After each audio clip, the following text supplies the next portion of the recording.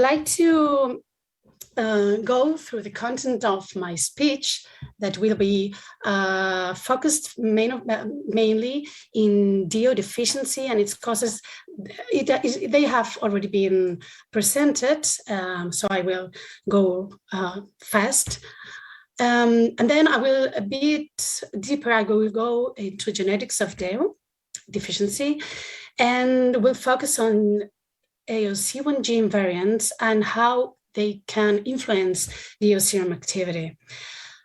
Afterwards, we will go through the phenotypic interpretation once we find certain genotypes in the patients.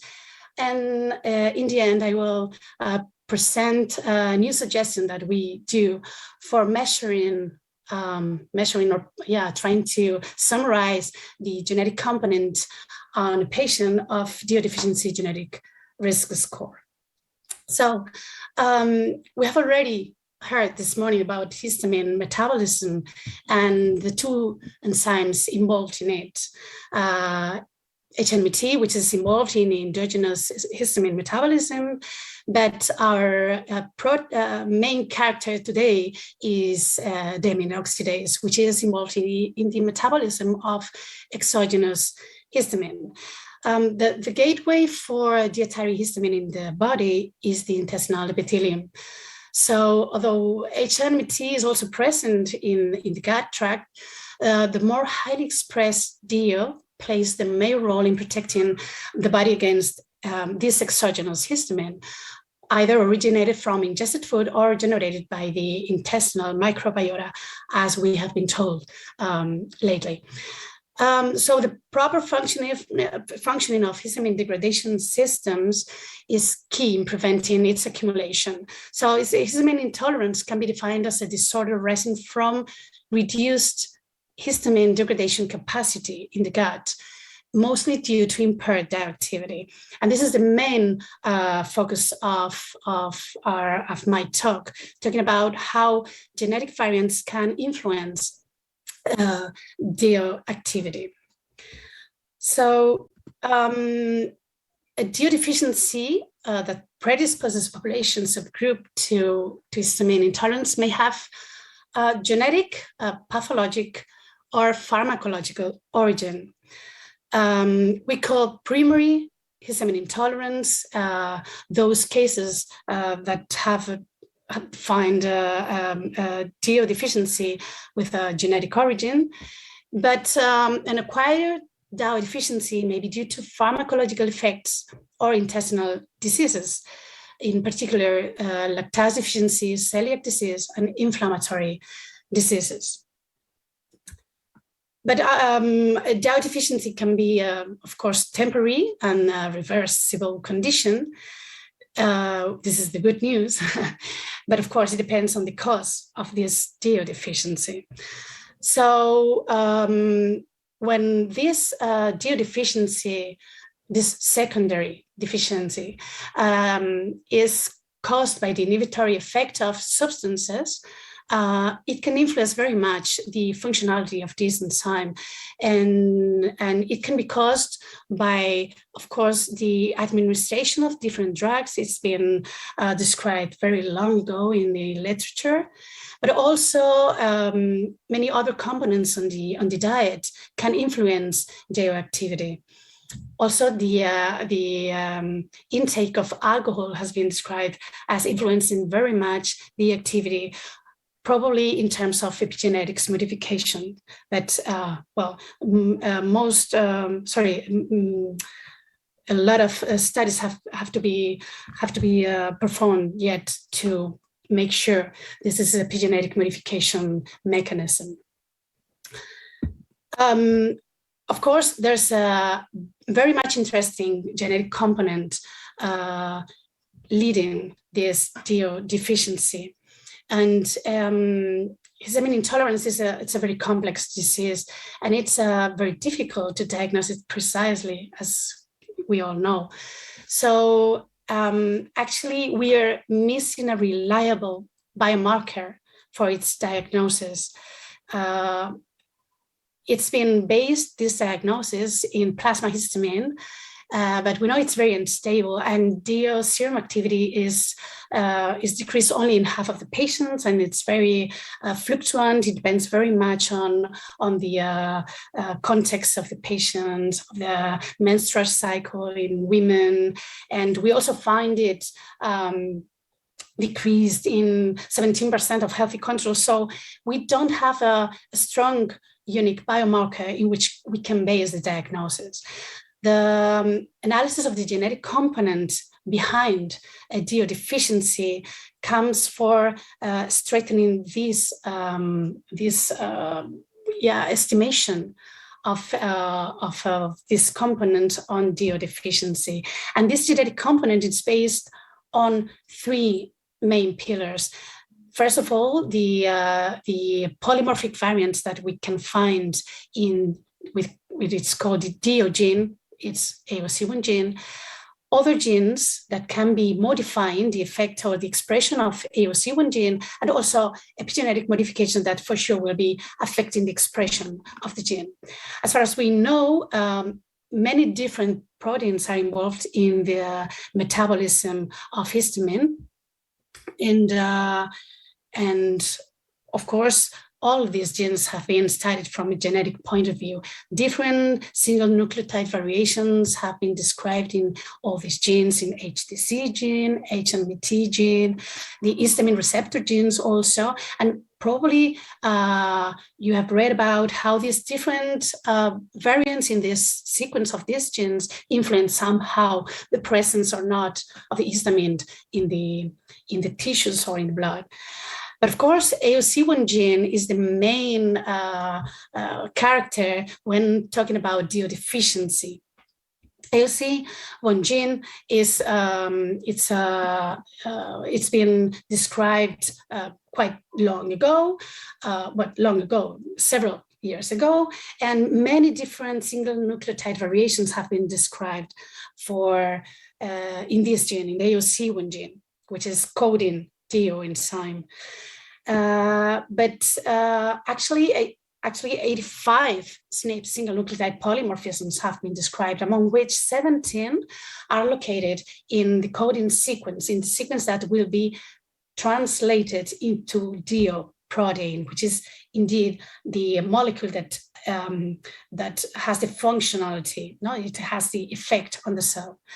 Among these 17 SNPs in coding sequence, only 7 of them are not synonymous. This means in genetic terms that these changes in the sequence, in the DNA sequence, lead to a change into an amino acid within the protein sequence. The rest don't change any acid in the sequence. And this is quite interesting because the effect of these 7 SNPs not synonymous is expected to be higher on the functionality on DAO enzyme.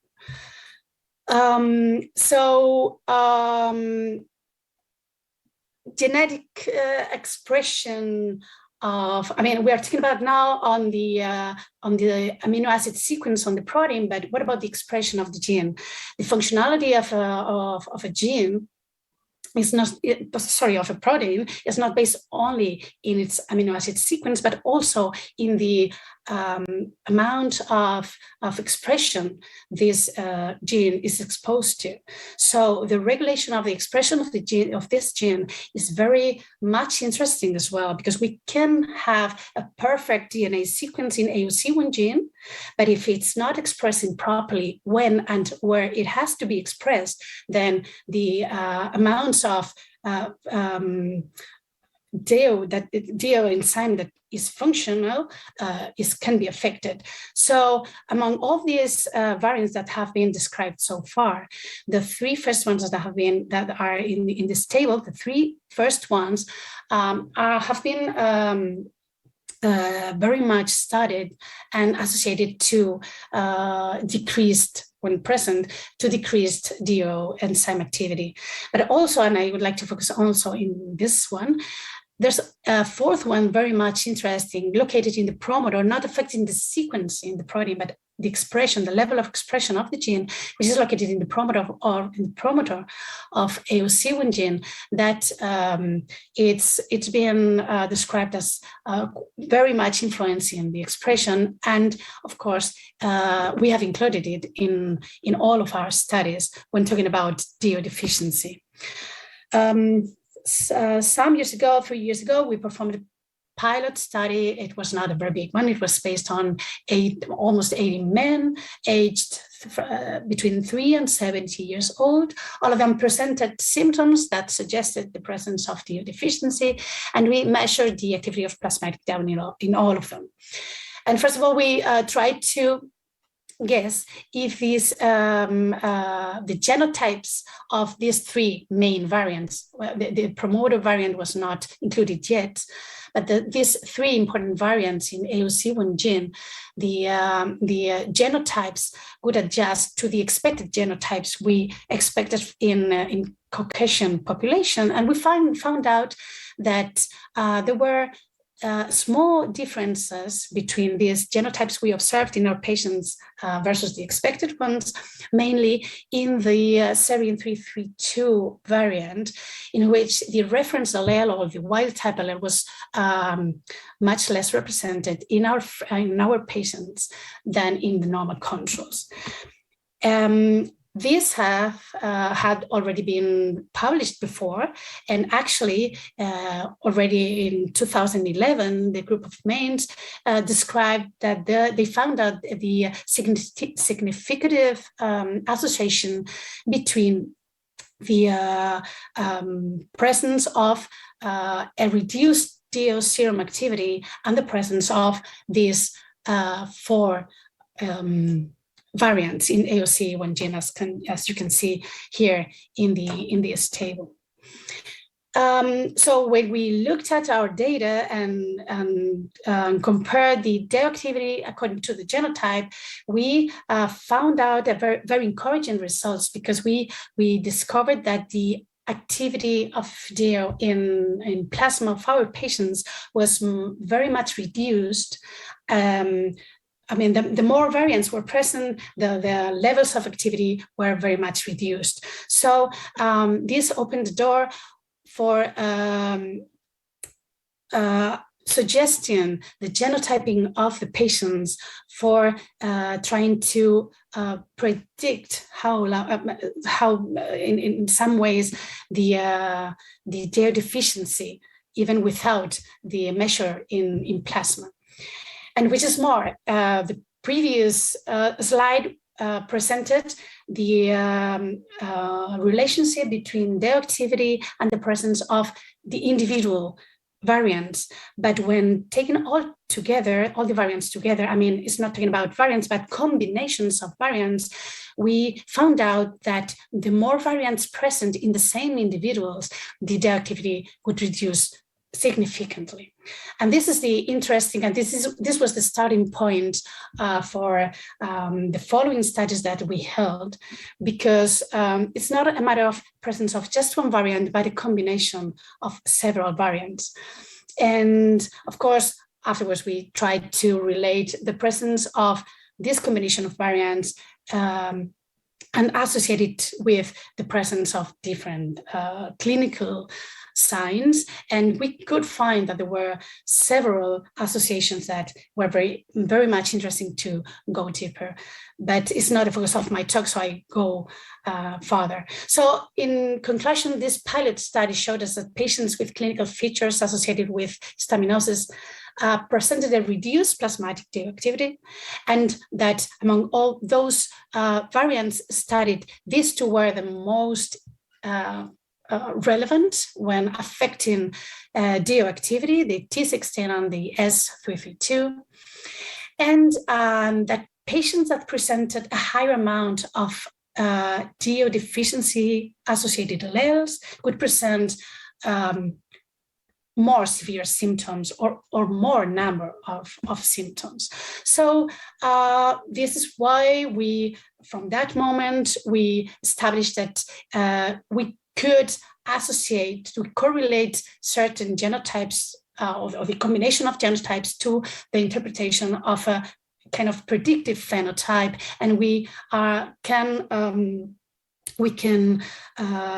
conclude that when no DAO deficiency allele is present, no changes in the activity are expected.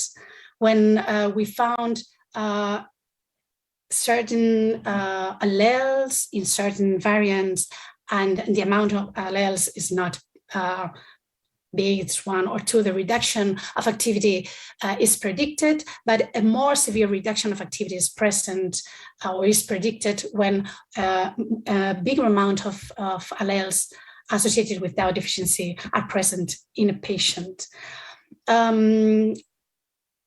It was already presented in 2015 by the group of Elena Garcia Martin that several of these variants were associated with certain clinical signs. It's well known for all of us that migraine is one of these main clinical conditions that has been associated to DAO deficiency, and they showed that the odds ratio for each of these alleles and genotypes were very much interesting, were significantly associated with the presence of migraine.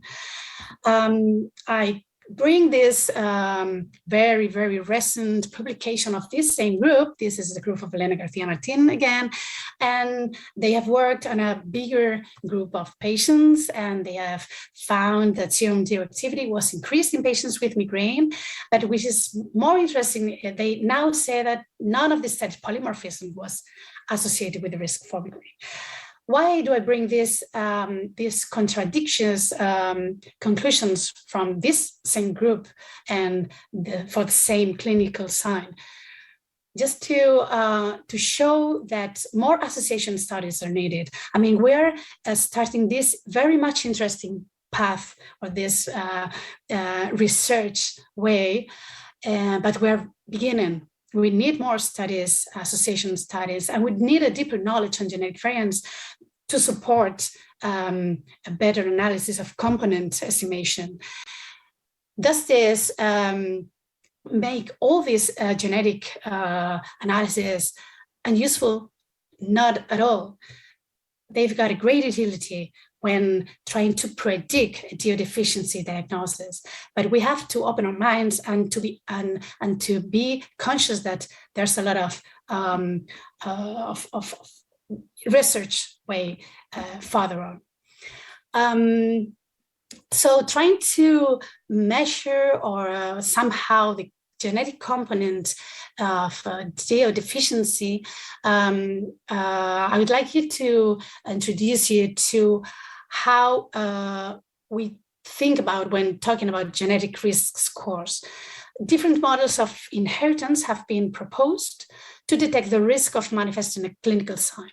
For example, it can be the DAO deficient, the plasmatic activity, for example, or fibromyalgia, as will be presented later on in this Congress, or to migraine, or any sign, clinical sign.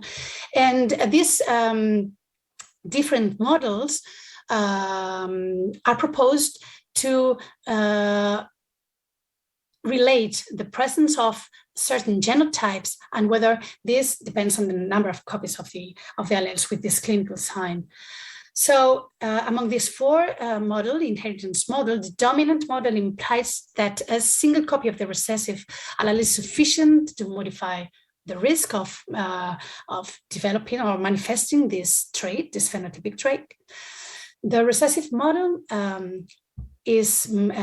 materializes it when the 2 copies of this allele are present. The codominant model assumes that each genotype provides a unique and non-additive risk. And finally, the additive model is based on the assumption that the effect of each allele adds up, contributes to the final effect in an additive manner. This is the model that we have chosen for the development of our genetic calculation of our genetic risk score that we have named DAO score. for example, no, we found it was a very interesting name for this genetic risk score. So from that point of view, from that additive point of view, what we did was to assume that the risk allele was defined for each of the variants. That is the nucleotide that, when present, confers a greater risk of suffering DAO deficiency. And then the genetic risk score was calculated as an estimate of the cumulative contribution of genetic factors to a specific symptom or condition. Okay, so to calculate this genetic risk score that you can see in this table, in the fifth column, to calculate this risk score, the number of risk alleles accumulated in each patient in the set of selected genetic variants was counted. And then in each of the variants, each individual can have 0, 1, or 2 risk alleles.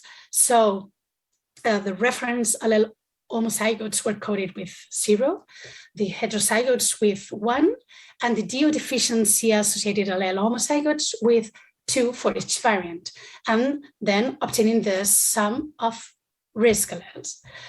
When calculating the sum of risk alleles accumulated in the set of selected variants, each individual was assigned a score from 0 to 8. We couldn't find any of 7 or 8 DAO score because none of the patients was homozygote for all of the variants analyzed. And it is very much important to underline that we assumed that the effect of the different alleles analyzed was similar. And therefore, for this reason, everyone was given equal weight. This is important because this is an assumption. We already don't know if all of the variants weight the same when talking about phenotypic effect. So it's important to underline this point.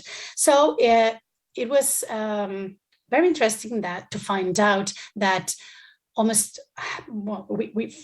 many patients didn't present any of the variants that were analyzed. It's the DAO score 0, which is shown here in the first bar. But we have represented the rest of DAO score quietly distributed. For 3, 4, 5, and 6 DAO score, the amount of patients found was not very big. This is not published data yet. It's been sent for review. We will publish it nextly. And but we our N size was not very big. It was just 100 patients of fibromyalgia patients, and we decided to join together the patients presenting DAO score 3 and 4 in one group and 5 and 6 in another group. And just for giving you an example, I will not go deep into these clinical traits because they will be presented later on in another talk. But we, for example, for dry skin in these fibromyalgia patients or for Bristol scale, we found that the bigger DAO score present, the presence or the severity of this clinical signs was higher. So actually, we could conclude that a risk allele confers a greater risk of suffering DAO deficiency, that we already knew, but that the additive effect of multiple genetic variants is very much related to bigger number of symptoms present or the higher severity of these signs. Each variant, of course, is scoring from 0 to 2, as we talked before, and assuming that the effect of different alleles analyzed is similar, which we find to be the next steps for enforcing the calculation of this genetic risk score. First of all, weighting each of the variants by the magnitude of their individual effect, because probably none of them weights the same. And of course, next steps have to be focused on studying more variants in AOC1 gene, not only in Caucasian population, but also in other populations because in African population and Asian populations, another variants different from the ones we analyzed for Caucasian population have been described associated with DAO deficiency, but not only more variants in the AOC1 gene, but in another loci, because other genes are for sure influencing the expression of AOC1 gene.